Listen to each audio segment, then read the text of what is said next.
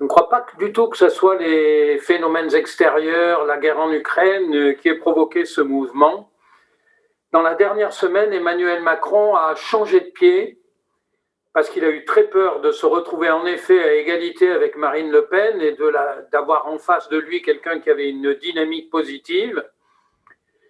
Et il a changé totalement de stratégie et il a adopté la stratégie qu'il devait adopter en principe au second tour.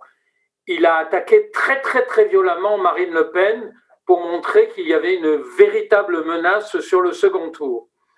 Et ça a conduit, je pense, à siphonner l'électorat de Valérie Pécresse, qui était en réalité, dans les derniers jours de l'élection de la campagne, à 8%, et les 4% qu'a regagné Emmanuel Macron, eh bien, il les a pris directement à Valérie Pécresse.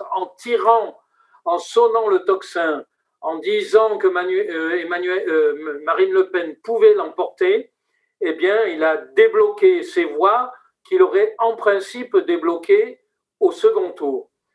Mais précisément, quelle sera sa stratégie de second tour face à une Marine Le Pen qui, elle aussi, a progressé de manière moins importante, puisqu'elle passe de 21% à un peu plus de 23%, mais qui a tout de même un adversaire direct qui se met à son service, qui est Zemmour.